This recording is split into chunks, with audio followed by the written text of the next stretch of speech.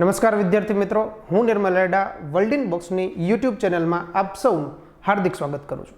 મિત્રો, daily 5 series અંતર્ગત આજે આપણે કમ્પ્યુટર માટે એટલે કે કમ્પ્યુટર સબ્જેક્ટને લઈને પૂછાયેલા અથવા તો પૂછાઈ શકે આવા 5 ઇમ્પોર્ટન્ટ ક્વેશ્ચનની ચર્ચા કરીશું. બરાબર, આની પહેલાં પણ આપણે 5 ક્વેશ્ચન કમ્પ્યુટર રિલેટેડ લઈ લીધા છે.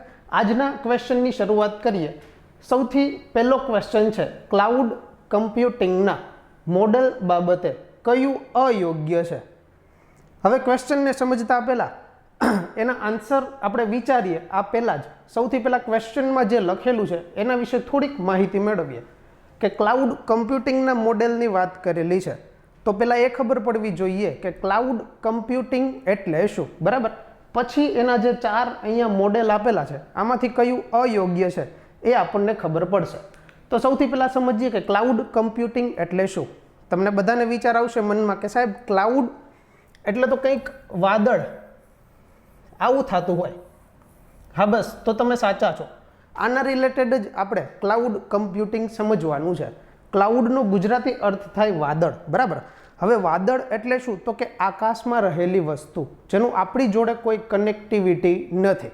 હવે હું એવું કહું કે અહીંયા આગળ જમીન છે, બરાબર, અને આપણે સૌ આ જ જમીન પર રહીએ છીએ અને એને અંતર્ગત આપણી બધી જ ડિવાઇસ આવેલી છે. આ ડિવાઇસ એટલે શું? તો આની અંદર તમે લઈ શકો કે આપણા મોબાઈલ, આપણા લેપટોપ, આપણા પીસી, આવી જ રીતે આપણા ટેબ્લેટ. બરાબર, આ તમામ વસ્તુ આપણી પાસે રહેલી છે. હવે તમે જ્યારે નવો મોબાઈલ ખરીદો અથવા તો નવું કમ્પ્યુટર ખરીદવા જાઓ તો તમે થોડી ઘણી બાબતોને ધ્યાનમાં રાખો, જેમ કે આનું પ્રોસેસર કેવું હશે જેના કારણે આગળ જતાં કોઈ પ્રોસેસ ધીમી ન પડે, અથવા તો કે એની સ્ટોરેજ ક્ષમતા કેવી હશે કે જેના કારણે વધારે ને વધારે ફોટોઝ વગેરે આપણે કદાચ આપણાને સામા પક્ષના ક્લિક કરીએ તો સેવ થઈ જાય. બરાબર, તો આવી બધી બાબતોની આપણે ચર્ચાઓ કરતા હોય. હવે માનો કે ઘણી બધી વખત તમે કદાચ કોઈ પણ સ્ટોરેજ ક્ષમતાવાળો મોબાઈલ અથવા તો પીસી ટેબ્લેટ લઈએ, છતાંય થાય એવું થોડાક સમયની અંદર જ આપણો તમામ ડેટા શું થાય તો ફૂલ થઈ જાય. હવે આ જે ડેટા ફૂલ થાય એના કારણે ફરી પાછી ચિંતા ઉદ્ભવે કે હવેની વધારાની સ્ટોરેજ કેપેસિટી ક્યાંથી લઈ આવી. બરાબર, નવી ડિવાઇસ લેવી તો પાછી ત્યારે અનુકૂળતા ન હોય. એટલે ઘણી બધી જાયન્ટ કંપનીઓએ એવું વિચાર્યું કે હવે તમામ પ્રકારનો જે ડેટા છે એને આપણે ક્લાઉડની અંદર સ્ટોર કરી લઈએ. કઈ જગ્યાએ? ક્લાઉડની અંદર. એટલે કે તમામ પ્રકારનો ડેટા એક એવું ઇન્ટરનેટમાં પ્લેટફોર્મ બનાવવામાં આવે જેને કહેવાય ક્લાઉડ કોમ્પ્યુટિંગ. હવે આ જ પ્લેટફોર્મની અંદર આપણો તમામ ડેટા સ્ટોર થાય. હજી આમાંથી કદાચ ઘણા બધાને ટપ્પો ન પડે તો એવી વાત કહું કે આપણા સૌના મોબાઈલની અંદર એક તમને બધાને મેનુ જોવા મળે જેનું નામ છે ડ્રાઈવ. જનરલી આપણે આને ગૂગલ ડ્રાઈવ તરીકે ઓળખતા હોય. બસ, તો આ આપણા મોબાઈલની અંદર રહેલું ક્લાઉડ કમ્પ્યુટિંગ છે. બરાબર, હવે તમામ પ્રકારનો આપણો ડેટા જો આપણે ઇન્ટરનેટના માધ્યમથી ગૂગલ ડ્રાઈવની અંદર સ્ટોર કરી દઈએ, પછી કદાચ આપણો મોબાઈલ તૂટી જાય, ભાંગી જાય, કંઈ પણ થાય અને જ્યારે નવો મોબાઈલ લઈએ અને ગૂગલની અંદર સાઇન ઇન કરીએ એટલે શું થાય તો આપણો તમામ ડેટા જે પહેલાં મોબાઈલની અંદર સ્ટોર કરેલો હોય એ ફરી પાછો મળી જાય. બરાબર, તો બસ આ જ પ્રોસેસ આપણે આપણા મોબાઈલ, આપણા લેપટોપ, આપણા પીસી, ટેબ્લેટ તમામની અંદર કરવાની છે. કઈ રીતે? તો અહીંયા આગળથી આપણી પાસે જો સારી ઇન્ટરનેટની સુવિધા હોય તો તમામ પ્રકારનો ડેટા એ ક્લાઉડની ફેસિલિટીની અંદર સ્ટોર કરવાનો થાય. હવે એના કારણે શું થાય તો આના કારણે આપણે નવી કોઈ સ્ટોરેજ કેપેસિટી બિલ્ડ કરવાની જરૂર નથી. એટલે કે નવી સ્ટોરેજ કોઈ પણ વસ્તુ લેવાની જરૂર નથી. આપણી પાસે હોવું જોઈએ તો ફક્ત ને ફક્ત આપણી ડિવાઇસ અને સારું ઇન્ટરનેટનું કનેક્શન. તો આ તમામ પ્રકારનો ડેટા આપણે અહીંયા ક્લાઉડમાં સ્ટોર કરીએ. બરાબર, અને એને ફરી પાછો કોઈ પણ જગ્યાએ મેળવી શકીએ. આ એના ઘણા બધા ફાયદા પણ હોય ક્લાઉડ કમ્પ્યુટિંગના, જેમ કે તમે મુસાફરી કરતા હોય ત્યારે પણ તમારી પાસે ઇન્ટરનેટની સુવિધા હોય તો એ ડેટા તમે એક્સેસ કરી શકો. પછી માનો કે આપણા એક માટે નહીં, કદાચ 1000 કર્મચારી ધરાવતી કોઈ કંપની હોય તો એને તમામ પ્રકારના કર્મચારીઓનો ડેટા સેવ કરવો હોય તો એ પણ ક્લાઉડ કમ્પ્યુટિંગની અંદર કરી શકે. તો હા, કરી શકે. એના માટે એને કોઈ પણ એવી સ્ટોરેજ ક્ષમતા લેવાની જરૂર નથી, બરાબર. તો આ ક્લાઉડ કમ્પ્યુટિંગ કહી શકાય. એના માટે બેઝિક નીડ એક ડિવાઇસ અને એક સારી ઇન્ટરનેટ સુવિધા આટલી હોવી જોઈએ. તો હવે આપણને ક્વેશ્ચનની ખબર પડી કે ભાઈ ક્લાઉડ કમ્પ્યુટિંગ એટલે શું થાય. હવે આ ક્લાઉડ કોમ્પ્યુટિંગ જેવું આવ્યું, આના કારણે આમ તો આપણા ગુજરાતીઓની વાત કરું તો કે કંઈ પણ નવી વસ્તુ આવે એટલે ધંધો તરત એમાં સૂજી જાય, બરાબર. પણ આવું પૂરા વિશ્વમાં થયું છે કે જેવું ક્લાઉડ કોમ્પ્યુટિંગ આવ્યું એટલે આના રિલેટેડ બિઝનેસ શરૂ થઈ ગયા. હવે આ બિઝનેસ કયા કયા? તો કે આમાંથી જ રહેલા 3 પ્રકારના બિઝનેસ શરૂ થયા. એને આપણે બિઝનેસ મોડેલ એવું નામ આપ્યું. તો એક છે સાસ, અને સાસુથી કોઈ લેવા દેવા નથી. આ છે SaaS. પછી કોરોનાનો કાળ ચાલે છે એટલે કંઈ પાસે આવવાની જરૂર નથી. તો બીજું મોડેલ છે PaaS એટલે પાસ, અને ત્રીજું મોડેલ છે IaaS,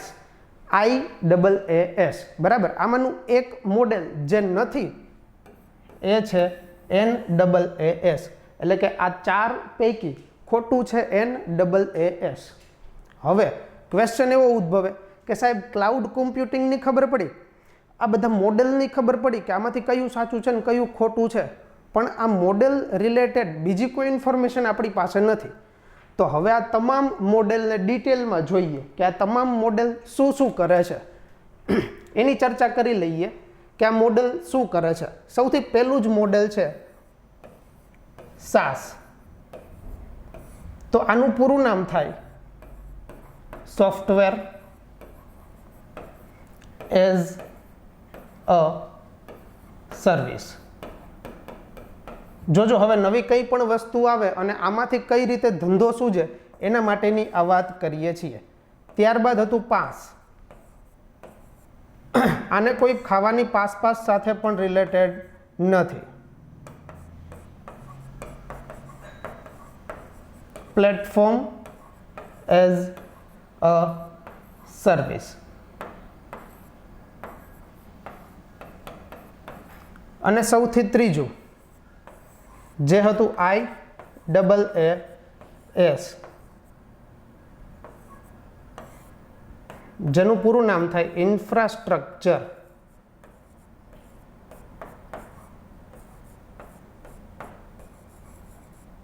એઝ અ સર્વિસ.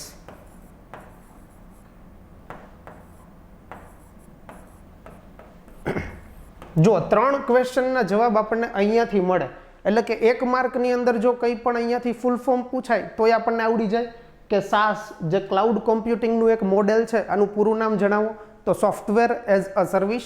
ત્યારબાદ છે PaaS આનું પૂરું નામ જણાવો, તો પ્લેટફોર્મ એઝ અ સર્વિસ. અને IaaS તો એનું પૂરું નામ થાય ઇન્ફ્રાસ્ટ્રક્ચર એઝ અ સર્વિસ.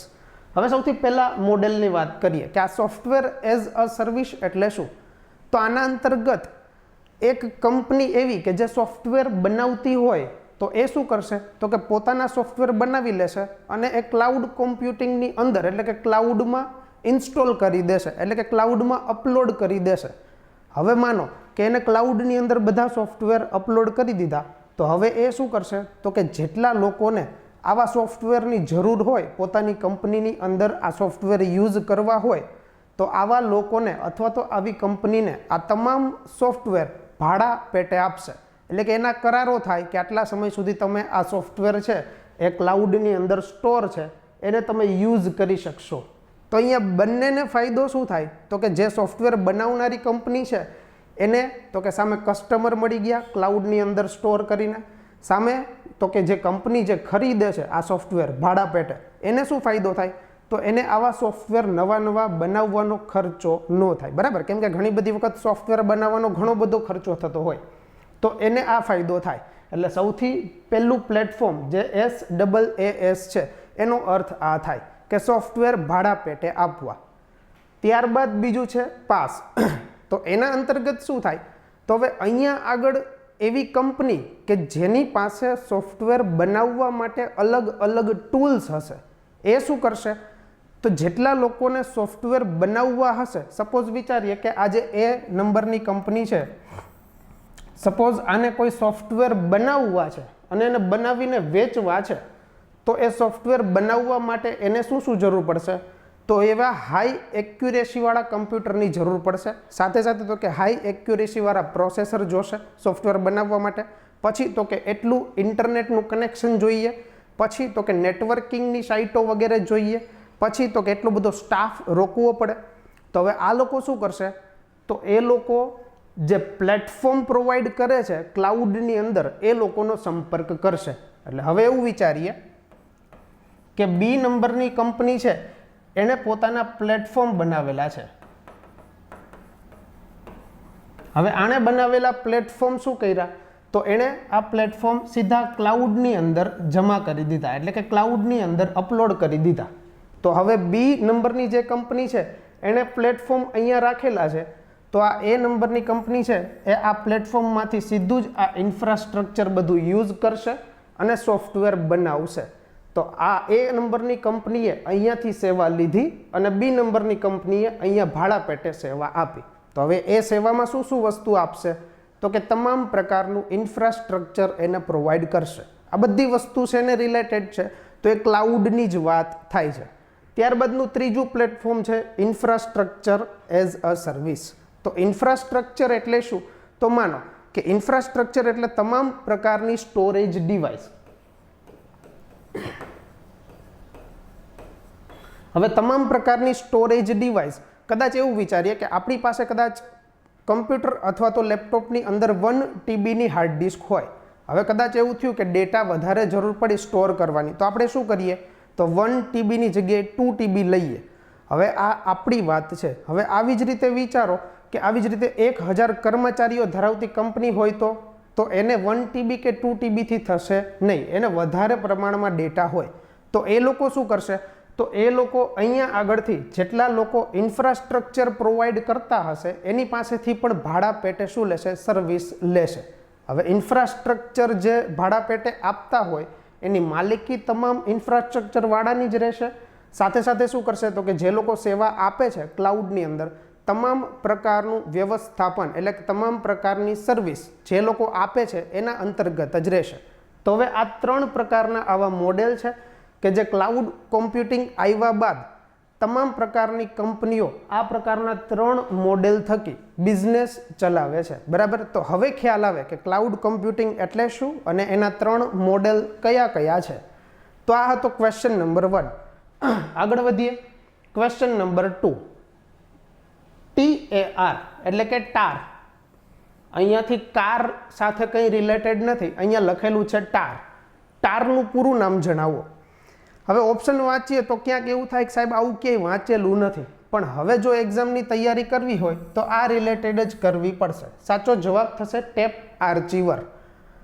હવે અહીંયાથી આને સમજીએ કે ટેપ આર્ચીવર એટલે શું. આ બંને શબ્દોને અલગ કરી દઈએ. આની સાથે ક્યાંક જોડાયેલું છે આર્ચીવ. હવે જેટલા વોટ્સએપ યુઝ કરતા હશે એને ખબર હશે કે કદાચ ભૂલમાં ક્યારેય વોટ્સએપની અંદર જો કોઈ વસ્તુ અથવા તો કોઈની ચેટમાં ક્લિક થઈ જાય તો શું થશે? તો એ વ્યક્તિની ચેટ આર્ચીવ થઈ જશે. આવું ઘણા બધા સાથે બનેલું હોય. પણ સારું એ કે સાથે જ્યારે ચેટ આર્ચીવ થાય એની બાજુમાં જ અન્ડુ નામનો ઓપ્શન આપે. એટલે આપણે શું કરીએ? સીધું આ અન્ડુ નામનો ઓપ્શન સિલેક્ટ કરી લઈએ એટલે આપણી જે ચેટ હતી એ ફરી પાછી આવી જાય. પણ આપણને ખબર ન પડે કે આ ચેટ આર્ચીવ થવી એટલે શું. બરાબર? તો એને સમજીએ. આની સાથે આર્ચીવ શબ્દ જોડાયેલો છે. હવે આર્ચીવનો અર્થ શું થાય? તો તમામ પ્રકારની ઓપરેટિંગ સિસ્ટમ જેની અંદર અલગ અલગ ફાઇલો રહેલી હોય. બરાબર? વિચારો કે આપણી પાસે કોઈ પણ ઓપરેટિંગ સિસ્ટમ હોય એની અંદર આપણી પાસે કદાચ હજારો ફોલ્ડર હશે. તો થાય એવું કે આ હજારો ફોલ્ડરની તમામની આમ જુઓ ને તો પ્રોપર્ટી એટલે કે એમની સાઇઝ જોઈએ તો ખબર પડે કે આ બધી સાઇઝ એક સાથે ભેગી કરીએ તો ક્યારેક ને ક્યારેક કમ્પ્યુટર શું થાય? હેંગ થવા માંડે. હવે વિચારો કે આ તમામ પ્રકારની ફાઇલને મારે દૂરના સ્થળમાં કોપી પેસ્ટ કરવું હોય તો, અથવા તો બાજુના જ કમ્પ્યુટરમાં ક્યારેક કોપી પેસ્ટ કરવું હોય તો શું થાય? તો કે જેમ ફાઇલની સાઇઝ વધારે હશે ને એમ કોપી થવામાં વાર લાગશે. બરાબર? તો એના માટેનો એક ઓપ્શન આપે છે કે આ તમામ પ્રકારની ફાઇલને આર્ચીવ કરી લેવામાં આવે. આર્ચીવ એટલે શું? તો કે કમ્પ્રેસ કરવી. ઘણી બધી વખત તમે સાંભળેલું હશે કે આ ફાઇલ કમ્પ્રેસ કરેલી છે. બરાબર ને. તો ફાઇલ કમ્પ્રેસ કરી દેવાની થાય, એટલે કે ફાઇલ બધી ફાઇલને એક જ ફાઇલની અંદર સમાવી લેવામાં આવે. સમાવીને શું થાય, તો બધી ફાઇલની જે સાઇઝ હશે એ એક જ ફાઇલની અંદર આવી જશે અને એ કમ્પ્રેસ થઈ જશે. કમ્પ્રેસ થવાના કારણે બધી ફાઇલની જે સાઇઝ હશે એના કારણે જે એક ફાઇલ બનેલી હશે એની સાઇઝ શું થશે, તો કે ઓછી થશે. તો એના કારણે પ્રમાણમાં કોઈ પણ ડેટા આપણે મોકલવો હોય અથવા તો કોઈ પણ ડેટા લેવો હોય તો આમાં શું થશે, સ્પીડની એક્યુરેસી થશે. કદાચ આને સમજવું હોય તો એક ઉદાહરણથી સમજીએ કે કદાચ માનો કે કોઈ પણ ડેટા આપણે આર્ચીવ કરવું હોય એટલે શું, સપોઝ કોઈ નિર્મલસિંહ નામના વ્યક્તિ છે. હવે માનો કે આ સાહેબને સામા પક્ષને કોઈ મેસેજ કરવો છે. હવે એને મેસેજમાં એવું લખવું છે કે સેમ ટુ યુ.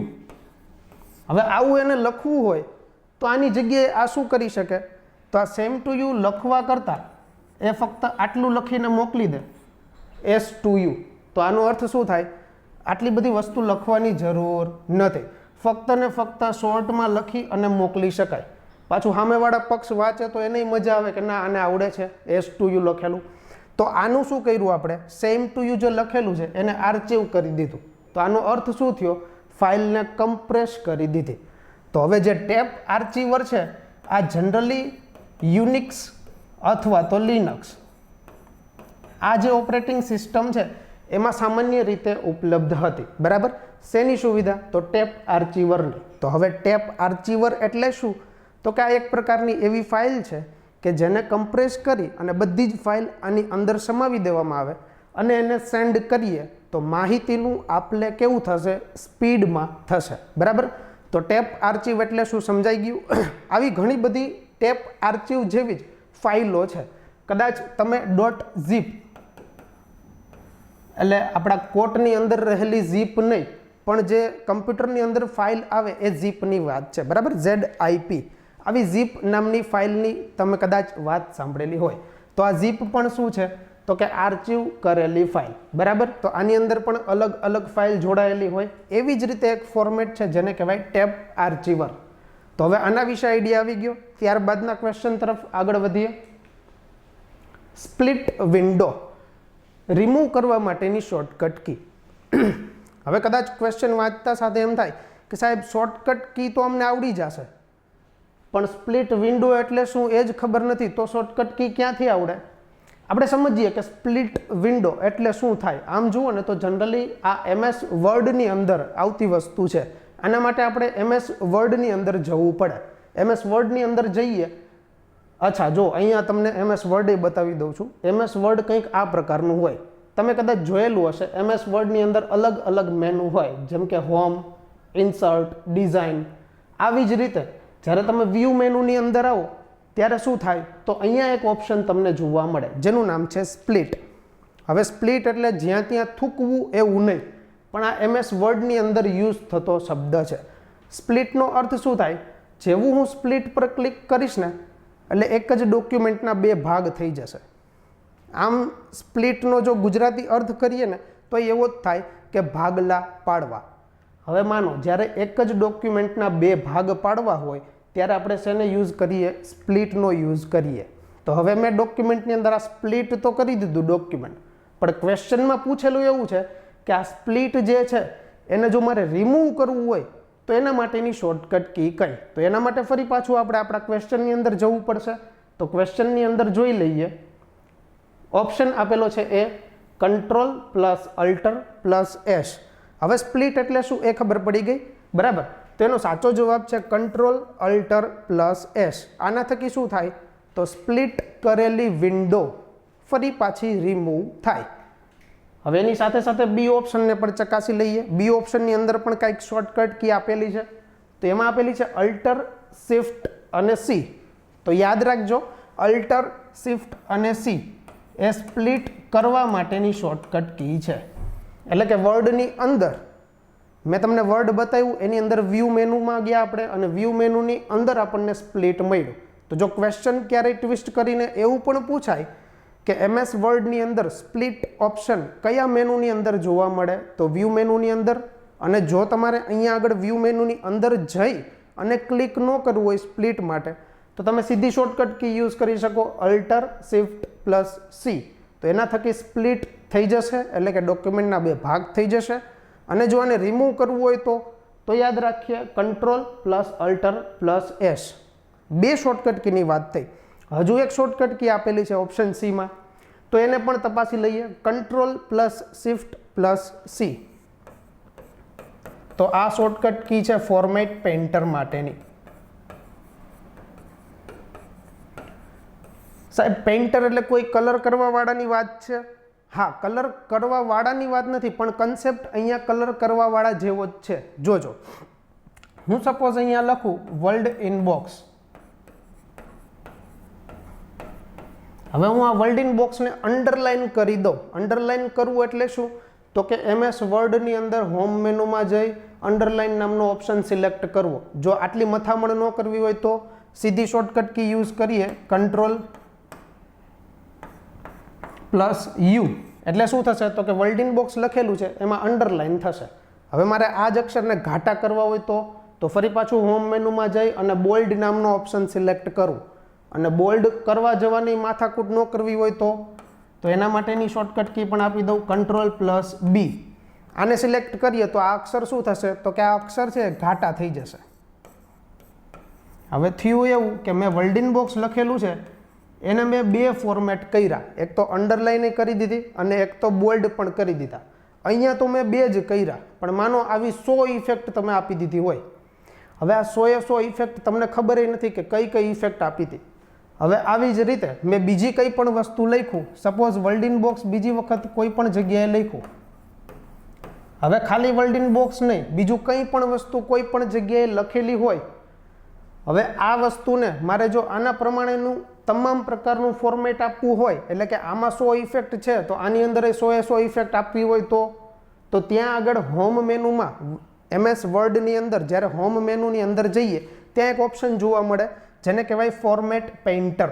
તો એ શું કરશે? તો કે પહેલાં આ વર્ડને સિલેક્ટ કરી અને ફોર્મેટ પેઇન્ટર કરી દેવાનું. તો એ શું કરે? તો કે આની 100 પ્રકારની જે ફાઇલ હશે, આ 100 પ્રકારની જે ઇફેક્ટ હશે એને કોપી કરી લેશે. પછી આ ફાઇલને મારે સિલેક્ટ કરવાની, એટલે કે આ લખાણને મારે સિલેક્ટ કરવાનું. તો હવે આ લખાણને સિલેક્ટ કરીને જેવું હું માઉસમાંથી ક્લિક છોડીશ તો શું થશે? આના જેવું જ આ લખાણ થઈ જશે. તો થઈ ગયું પેઇન્ટર જેવું કામ, બરાબર. હવે એના માટેની શોર્ટકટ કી છે control plus shift plus C. તો અહીંયા 3 શોર્ટકટ કીની વાત થઈ. જ્યારે આપણા ક્વેશ્ચનનો જવાબ હતો કંટ્રોલ, અલ્ટર અને એસ. શેના માટેનો હતો? તો સ્પ્લિટ વિન્ડોને રિમૂવ કરવા માટે. અને સ્પ્લિટ કઈ જગ્યાએ હોય? તો કે MS વર્ડની અંદર હોય, બરાબર. તો આટલી વિગત યાદ રાખીએ. ત્યારબાદના ક્વેશ્ચન તરફ વધીએ. ક્લાઉડ કમ્પ્યુટિંગના અપગ્રેડેડ વર્ઝનને શું નામ અપાયું છે? Option A green computing, option B narrow computing, option C edge computing અને ઓપ્શન ડી AI કમ્પ્યુટિંગ. હવે ક્લાઉડ કમ્પ્યુટિંગ એટલે શું એ આપણને ખબર પડી ગઈ, પણ આપણે સમજીએ, આનો આન્સર મેળવી લઈએ કે એને નામ આપ્યું છે એજ કમ્પ્યુટિંગ. ગ્રીન કમ્પ્યુટિંગ અલગ પ્રકારનો જ એક કાર્યક્રમ હતો. નેરો કમ્પ્યુટિંગ જેવું કંઈ છે નહીં અને AI કમ્પ્યુટિંગ જેવું પણ કંઈ નથી. AI નો અર્થ થાય આર્ટિફિશિયલ ઇન્ટેલિજન્સ, જેને આપણે કહીએ કૃત્રિમ બુદ્ધિમત્તા. અત્યારે હાલ જે પ્રકારના તમામ રોબોટ્સ બને છે, આ તમામ પ્રકારના રોબોટની અંદર AI હોય, બરાબર. હવે સમજીએ કે એજ કમ્પ્યુટિંગને શું કામ ક્લાઉડ કમ્પ્યુટિંગના અપગ્રેડેડ વર્ઝન તરીકે ઓળખાય છે. સમજો, આપણે કીધું કે ક્લાઉડ કમ્પ્યુટિંગ એટલે કંઈ નહીં પણ અહીંયા આગળ બધો ડેટા સ્ટોર કરવાનો.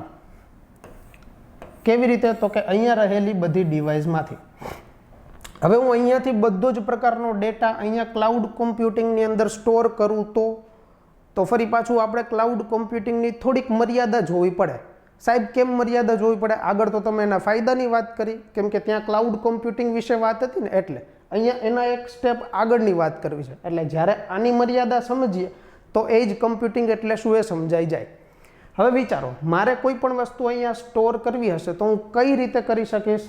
તો મારા મોબાઈલ અથવા તો કમ્પ્યુટરની અંદર જ્યારે ઇન્ટરનેટ કનેક્શન બહુ સારું હશે ને તો જ આની અંદરની તમામ સુવિધાઓ મેળવી શકીશ. સપોઝ મારે એવી કોઈ ગેમ રમવી હોય, બરાબર, કે જેના માટે થઈ અને મારા કમ્પ્યુટરની અંદર બહુ મોટી એવી હાર્ડ ડિસ્ક જોશે, બહુ મોટું એવું પ્રોસેસર જોશે અને ગ્રાફિક્સ કાર્ડ, VGA કાર્ડ વગેરે જોશે, બરાબર. તો હવે એવી વસ્તુ મારા કમ્પ્યુટરની અંદર ન હોય તો હું ક્લાઉડ કમ્પ્યુટિંગમાંથી એ પરચેઝ કરી અને રમી શકું. હવે વિચારો કે મારે વધારે ડેટા સ્ટોર કરવો હોય તોય હું ક્લાઉડ કોમ્પ્યુટિંગનો યુઝ કરીશ, પણ તમામ માટે થઈ અને શરત કેવી છે તો ફાસ્ટ ઇન્ટરનેટની. હવે આપણે પ્રોબ્લેમ એ થતો હોય કે હાંજ પડે જીઓ બાપા પૂરું થઈ જતું હોય તો કંઈ વોટ્સએપમાં મેસેજ સેન્ડ ન થતા હોય, અને સાહેબ તમે બધો ડેટા ક્લાઉડમાં સ્ટોર કરવાની વાત કરો છો. હવે ફોટા બોટા બધાય સામે પક્ષના બધાય સેવ કરી લીધા હોય ક્લાઉડમાં અને હાંજે જીઓ ચાલે નહીં તો ફોટા ઓપન ન થાય, બરાબર. આવો પ્રશ્ન થાય તો ત્યાં આગળ ફાસ્ટ ઇન્ટરનેટ જોઈએ. તો હવે જેટલી એવી કંપનીઓ છે કે જેને ક્લાઉડ કમ્પ્યુટિંગ માટેની સુવિધાઓ આપે છે, બરાબર, આ તમામ કંપનીઓએ શું વિચાર્યું કે ક્લાઉડ કોમ્પ્યુટિંગમાં બધો ડેટા સ્ટોર કરવો એના કરતાં જે મોબાઈલની બધી ડિવાઇસો રહેલી છે અહીંયા આગળ, આ ડિવાઇસ અને આ ક્લાઉડ, આ બંનેની વચ્ચે એક એવું પ્લેટફોર્મ બનાવીએ આભાસી કે જેને આપણે એજ કોમ્પ્યુટિંગ કહી શકીએ. હવે અહીંયા આગળ આ પ્લેટફોર્મ બનાવવાનું કારણ શું? તો આ જે પ્લેટફોર્મ છે એની અંદર અહીંયા કદાચ જેટલો ડેટા સ્ટોર કરેલો હશે, સપોઝ કે અહીંયા આપણે 1 GB ફોટોઝ વગેરે સ્ટોર કરેલા છે, બરાબર. તો હવે એજ કોમ્પ્યુટિંગ શું કરશે તો આ 1 GB જે ફોટો અહીંયા રહેલા છે એ ઓનલાઈન રહેલા છે એની જગ્યાએ એ 1 GB ને અહીંયા લઈ લેશે. અને કેવી રીતે લઈ લેશે તો કે એને અહીંયા ઓફલાઈન સ્ટોર કરી દેશે. શું કરી દેશે? ઓફલાઈન સ્ટોર કરી દેશે. આવું તો આપણી એક વાત કરી, આવા ને આવા પૂરા ગુજરાત, પૂરા ભારત, પૂરા વિશ્વ તમામ પ્રકારનો ડેટા શું કરશે તો કે તમામ પ્રકારના ડેટાને અહીંયા આગળ એટલે કે આપણી અને ક્લાઉડ બંનેની વચ્ચે એક વર્ચ્યુઅલી રીતે સ્ટોર કરી દેશે. અને એને કેવી રીતે સ્ટોર કરશે તો ઓફલાઈન. તો જેના કારણે શું થાય તો હવે માનો કે મારે મારા 1 GB ફોટોઝ જોઈતા હોય તો મારે સીધું અહીંયા જવાની જરૂર નથી. મને ક્યાંથી મળી જશે તો કે સીધું અહીંયા એજ કોમ્પ્યુટિંગમાંથી જ મળી જશે. તો સરવાળે શું થશે તો કે મારા પાસે ઇન્ટરનેટની સ્પીડ કદાચ ધીમી હશે જેના કારણે હું ક્લાઉડની અંદર કનેક્શન નહીં મેળવી શકું, તો ત્યાં આગળથી હું સીધું એજ કોમ્પ્યુટિંગમાંથી તમામ પ્રકારનો ડેટા શું કરી શકીશ? લોડ કરી શકીશ, બરાબર. તો હવે એ વસ્તુ સમજાય કે એજ કોમ્પ્યુટિંગ શું કામ બનાવવાની જરૂર પડી. તો ક્લાઉડ કોમ્પ્યુટિંગથી એક પ્રકારનું વર્ઝન આગળ એટલે કે એના પછીનું સ્ટેપ કહી શકાય, અને ક્લાઉડ કોમ્પ્યુટિંગમાં રહેલો ડેટા બધો અહીંયા આગળ ઓફલાઈન સ્ટોર થઈ જાય, બરાબર. હવે આપણે વાત કરીએ કે ક્લાઉડ કોમ્પ્યુટિંગ કઈ કઈ કંપનીઓ આપે છે, બરાબર. આપણા મોબાઈલની અંદર આપણે જોયેલું હોય કે ગૂગલ ડ્રાઈવ આવું નામ મળે. આ જ મુજબ માઇક્રોસોફ્ટ, પછી તો કે ફેસબુક, ત્યારબાદ એપલ, આ તમામ પ્રકારની અત્યારની જાયન્ટ કંપનીઓ ક્લાઉડ કમ્પ્યુટિંગ માટે અથવા તો ક્લાઉડની સુવિધાઓ આપે છે. ફેસબુક પણ અરાઉન્ડ 25 GB જેટલો ડેટા એટલે કે 25 GB જેટલું સ્ટોરેજ ક્ષમતા તમામ વ્યક્તિઓને ફ્રી ઓફ કોસ્ટ આપે છે. તો એમાં શું કરી શકીએ તો કે 25 GB સુધીનો આપણો ડેટા સ્ટોર કરી શકીએ. ક્યાં? તો ક્લાઉડ કોમ્પ્યુટિંગની અંદર, બરાબર, અથવા તો ક્લાઉડની અંદર. તો હવે ક્લાઉડ કમ્પ્યુટિંગનું એક સ્ટેપ આગળનું વર્ઝન એટલે કયું કહી શકાય? એજ કોમ્પ્યુટિંગ. તો હવે આપણને ખ્યાલ આવશે કે એજ કોમ્પ્યુટિંગ એટલે શું. આગળના ક્વેશ્ચન તરફ વધીએ. હાર્ડ ડિસ્કને મધરબોર્ડ સાથે જોડવા માટે કયા કેબલનો ઉપયોગ થાય? જોજો, હાર્ડ ડિસ્ક આપણા કમ્પ્યુટરની અંદર રહેલી હોય, બરાબર, અને જેની અંદર આપણે તમામ પ્રકારનો ડેટા સ્ટોર કરતા હોય. હવે જ્યારે આને આપણે કમ્પ્યુટર સાથે એટેચ કરવી હોય એટલે કે જોડવી હોય તો હાર્ડ ડિસ્કને આપણે હંમેશા મધરબોર્ડ સાથે કેબલથી જોડવી પડે.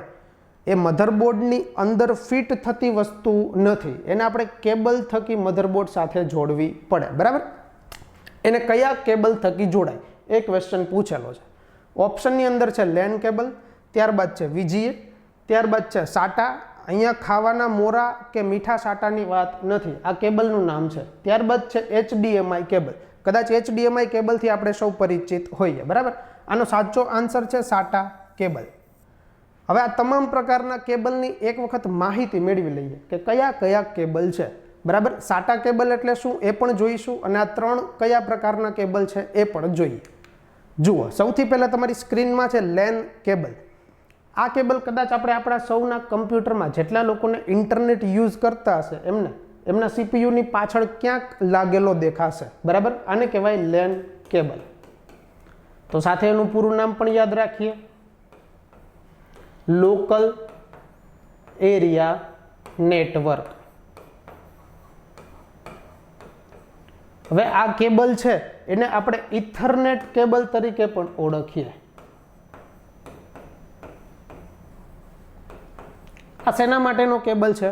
તો આપણા કમ્પ્યુટરની અંદર ઇન્ટરનેટ સર્વિસ પ્રોવાઈડ કરવા માટે, એટલે કે આપણા કમ્પ્યુટરની અંદર ઇન્ટરનેટ આવે ક્યાંથી? તો આ કેબલ થકી આવે, બરાબર, જેને આપણે કહી શકીએ લેન કેબલ.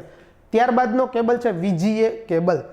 કદાચ આપણા સૌની જે મોનિટર અથવા તો જે સ્ક્રીન લાગેલી હશે, આ સ્ક્રીનની પાછળ 2 કેબલ લાગેલા હશે. જો આપણી ઘરે કમ્પ્યુટર હોય તો જોઈ લઉં, 2 કેબલ હશે.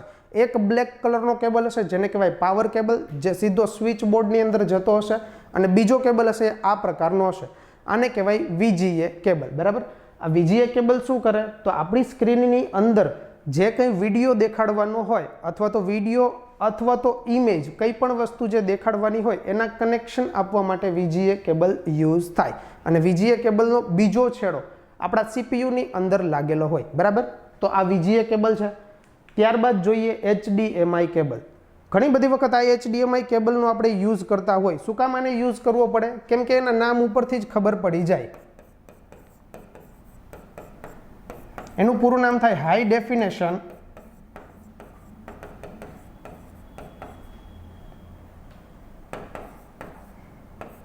Multimedia interface.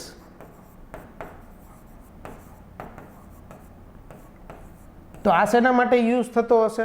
તો જ્યાં આની પહેલાનો કેબલ એટલે કે VGA કેબલ જ્યાં યુઝ થતો હશે આના કરતાં કંઈક હાઈ ડેફિશનની અંદર, હાઈ ડેફિશનમાં આપણે કંઈ પણ વસ્તુ જોવી હોય, બરાબર, ત્યાં આગળ આપણે HDMI કેબલનો યુઝ કરીએ, બરાબર. તો આ 3 કેબલ આપણે જોયા, પણ હજુ સુધી આપણે જે આપણા જવાબની અંદર કેબલ મળ્યો આ સાટા કેબલ જોયો નથી. તો હવે આપણે પ્રેક્ટિકલી આપણા સીપીયુની અંદર હાર્ડ ડિસ્કને મધરબોર્ડ સાથે જોડવા માટેનો સાટા કેબલ જોઈ લઈએ. મિત્રો, ઘણી બધી વખત આપણી પાસે રહેલું કમ્પ્યુટર એટલે કે આપણી ઘરે જો કમ્પ્યુટર હોય તો આપણે પણ આ કમ્પ્યુટર ખોલીને જોયેલું હોય, અથવા તો જો કમ્પ્યુટર રિપેરિંગ માટે કોઈ ઘરે આવેલું હોય ત્યારે પણ આપણે કમ્પ્યુટર ખુલ્લું જોયેલું હશે, બરાબર. આ સીપીયુ જ્યારે ખુલ્લું જોઈએ તો એની અંદર આ પ્રકારે કંઈક હાર્ડ ડિસ્ક આપણને દેખાતી હોય. જુઓ, હવે આ હાર્ડ ડિસ્કની સાથે જોડાયેલો આ બ્લુ કલરનો કેબલ જેને આપણે કહી શકીએ સાટા કેબલ. ઘણી બધી વખત આ કેબલ રેડ કલરમાં પણ દેખાતો હોય. આ સાટા કેબલનું પણ પૂરું નામ થાય છે જેને આપણે જોઈ લઈએ, સાટા કેબલ, જેનું પૂરું નામ થાય serial advance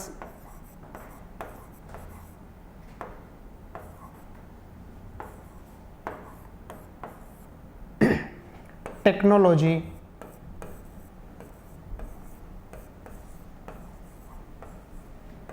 attachment.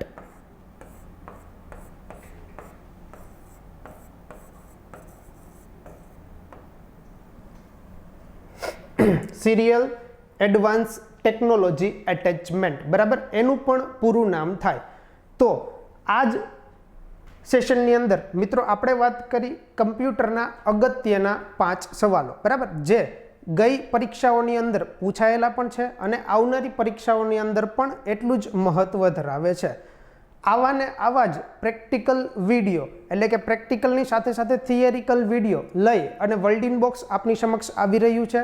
વર્લ્ડિન box my class application લઈને. તો મિત્રો, આજનો વિડીયો આપ સૌને કેવો લાગ્યો એના અભિપ્રાય ચોક્કસથી આપજો. ફરી પાછા મળીશું ત્યારે નવા કોઈ ટોપિક સાથે, નવા ક્વેશ્ચન સાથે મળીશું. ત્યાં સુધી થેન્ક યુ.